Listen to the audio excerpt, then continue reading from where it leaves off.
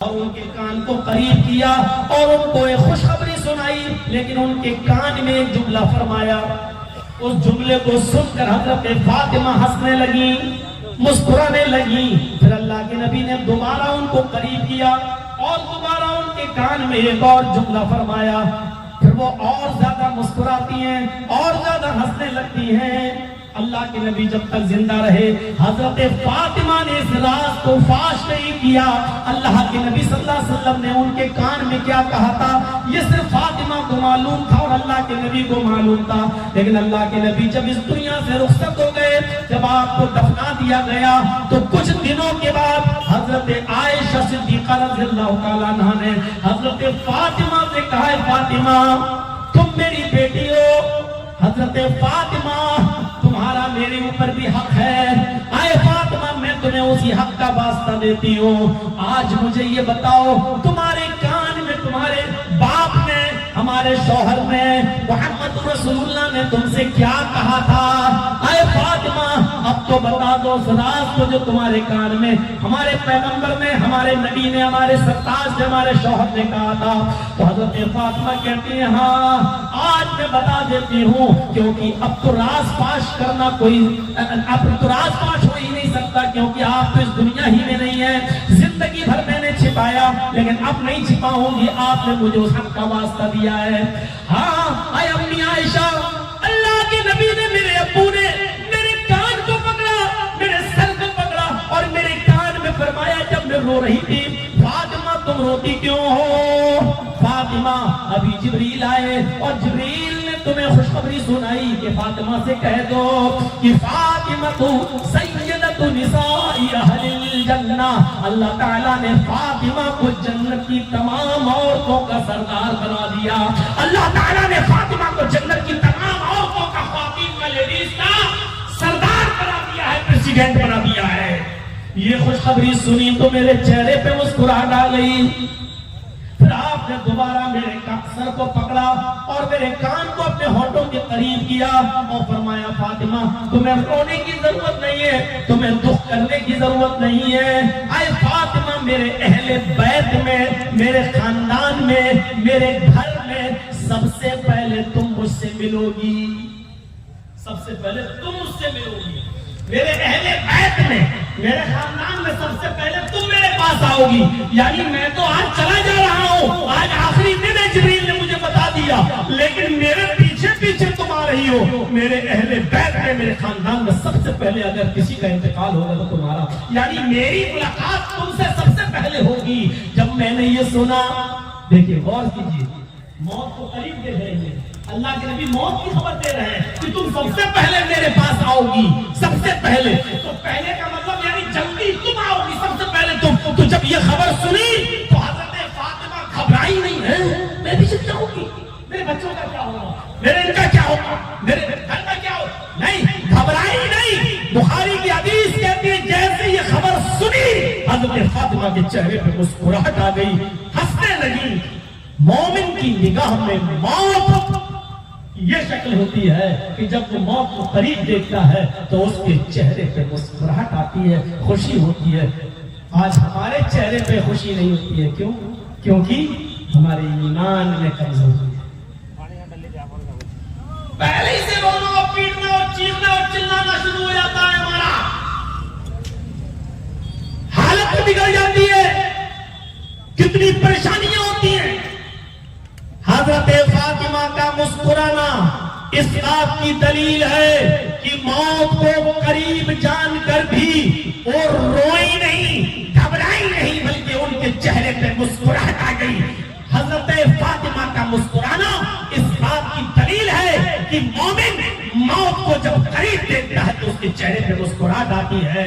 میرے بھائیوں، آج ہمارے چہرے پر موت کو قریب دیکھ کر مسکراہٹ نہیں آتی ہے تو اس کا مطلب یہ ہے کہ ہمارے ایمان کی کمزوری ہے، ہمیں اپنے ایمان کو مضبوط بنانے کی ضرورت ہے۔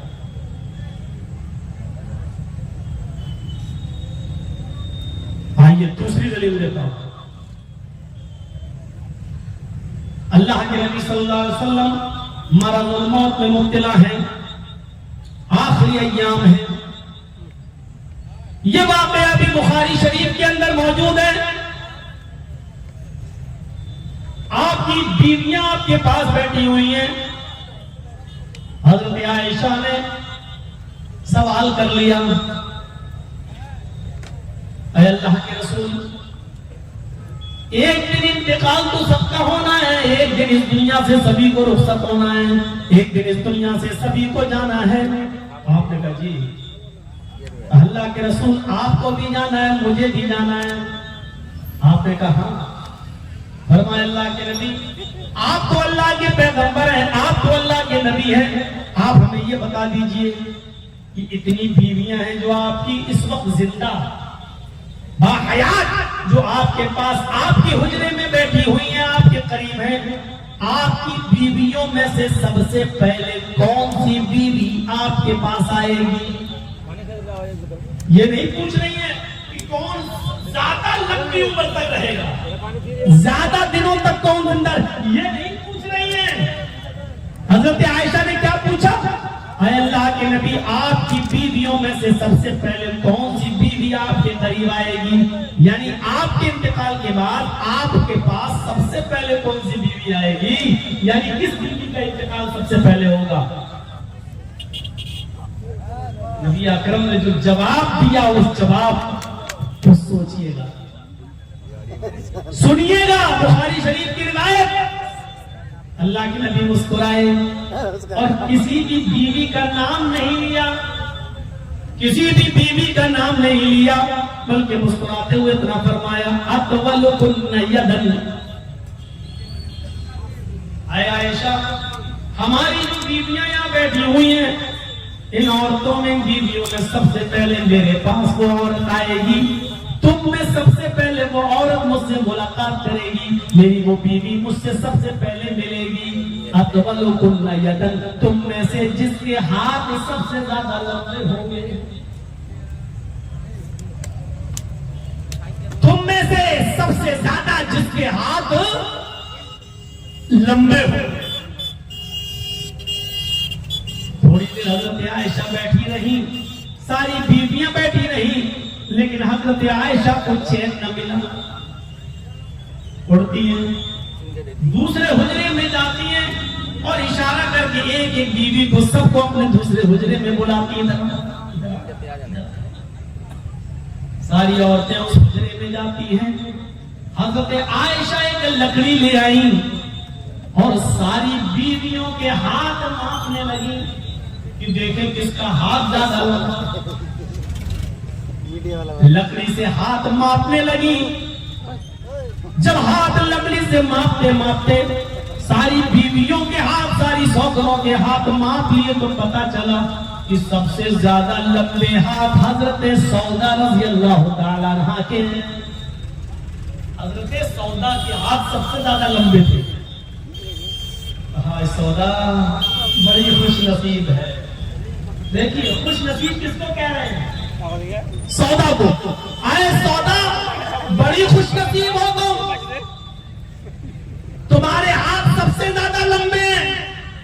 اور اللہ کے نبی صلی اللہ علیہ وسلم کے جملوں کے مطابق, آپ کی پیشین گوئی کے مطابق, تم سب سے پہلے انتقال کرو گی, یعنی بیویوں میں سب سے پہلے تم اللہ کے نبی صلی اللہ علیہ وسلم کے پاس جاؤ گی, اپنے شوہر سے سب سے پہلے تمہاری ملاقات ہوگی.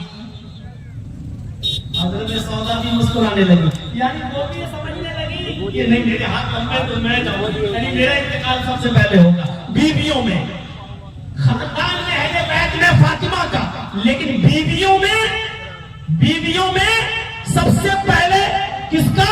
جس کے ہاتھ سب سے زیادہ لمبے ہوں گے. اور سب سے زیادہ لمبے ہاتھ لکڑی سے جب ناپا گیا تو کس کے نکلے؟ حضرت سودا کے.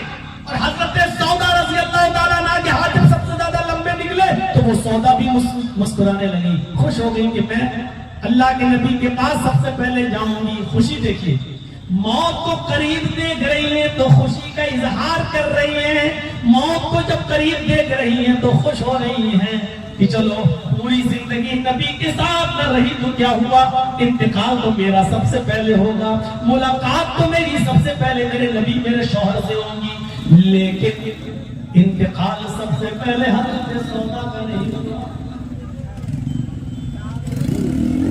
انتقال کس کا ہوا؟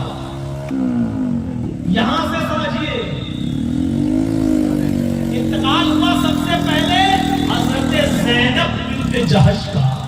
آپ کی بیویوں میں سب سے پہلے کون سی بیوی کا انتقال ہوا؟ خدیجہ رضی اللہ تعالیٰ عنہ. یہ تو زندگی میں نبی کی زندگی میں ہی چلی گئی.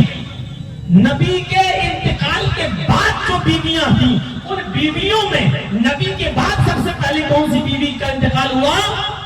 حضرت زینب کا. ہاتھ سب سے زیادہ لمبے کس کے تھے؟ سودا کے. اللہ کے نبی نے کہا کیا تھا؟ اطولکن یدن، جس کے ہاتھ سب سے زیادہ لمبے ہوں گے وہ سب سے پہلے مجھ سے ملے گی. تو ہاتھ لمبے کس کے تھے؟ سودا کے. انتقال سب سے پہلے کس کا ہوا؟ حضرت زینب بنت جہش کا. سب ایک دوسرے کا چہرہ دیکھنے لگی. حضرت سودا کے چہرے پر بھی سناٹا آ گیا. یہ کیا ہوا؟ اللہ کے رسول نے تو کہا تھا جس کے ہاتھ سب سے زیادہ لمبے ہوں گے. سب سے زیادہ لمبے تو میرے ہاتھ تھے اور انتقال سب سے پہلے زینب بنت جہش کا ہو گیا. حضرت عائشہ کہتی ہیں اللہ کے نبی جھوٹ نہیں بولتے، آپ کا پیغام جھوٹا نہیں تھا، ہماری عقلیں ہی ناقص تھی جو نبی کے فرمان کو سمجھ نہیں سکی. اللہ کے نبی صلی اللہ علیہ وسلم نے فرمایا تم میں سب سے پہلے اس کا انتقال ہوگا جس کے ہاتھ سب سے زیادہ لمبے ہوں گے. ہماری عقلیں کمزور تھی جو ہم لکڑی لے کر ہاتھ ناپنے لگے. نبی اکرم کے کہنے کا مقصد یہ تھا جس کے ہاتھ سب سے زیادہ لمبے ہوں گے.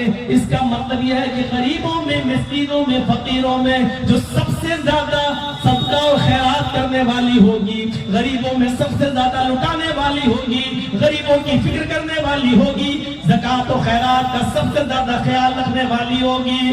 یہ مطلب تھا.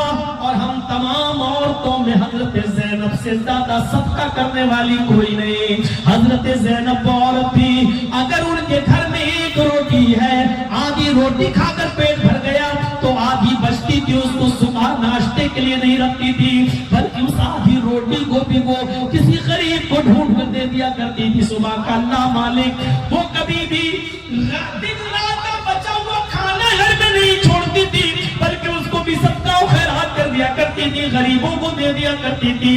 انہوں نے اپنے پاس کوئی چیز جمع نہیں کی ہے، رکھ نہیں چھوڑی ہے. اور تو ہم ہی کو غلط فہمی ہو گئی ہے، ہماری ناقص العقلی تھی، ہمارا دماغ کمزور تھا جو ہم اللہ کے نبی کی بات کو سمجھ نہیں سکے. اللہ کے نبی نے کہا تولکن یدن.